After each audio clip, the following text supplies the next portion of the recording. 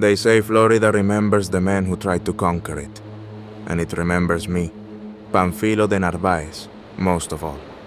I was already a marked man when I arrived.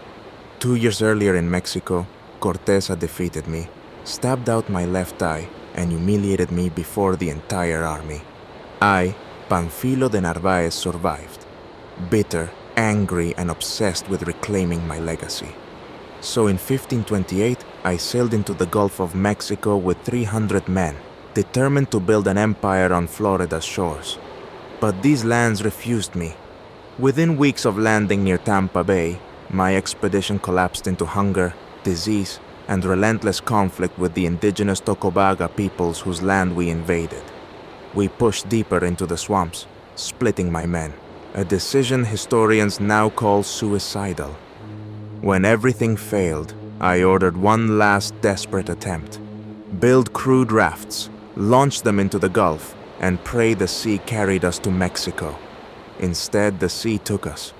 A sudden storm rose out of the west. Black water, screaming wind, waves the size of cliffs.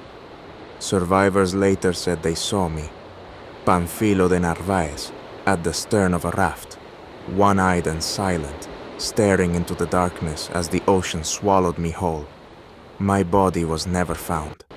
My men, almost all of them, vanished. Only 4 survivors from the entire expedition made it back to civilization. And that's when the ghost stories began. Fishermen along the Gulf Coast say that in the hours before a storm, they sometimes see an old Spanish brigantine on the horizon, a ship that shouldn't exist, its lantern swaying in a windless sky. Beach walkers near St. Petersburg whisper about an armored figure staggering out of the surf, soaked and snarling commands in Castilian Spanish before dissolving into the fog.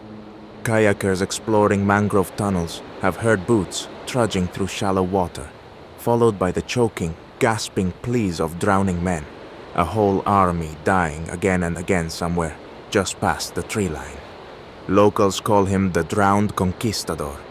Historians call him the leader of Florida's greatest colonial disaster. But some say Panfilo de Narváez is still searching the Gulf Coast, still trying to find the men he lost, still trying to reach the land he swore he would conquer. A ghost with a single eye, forever watching the shoreline. A failed conquistador who haunts the history of these lands and the ghosts of its native people.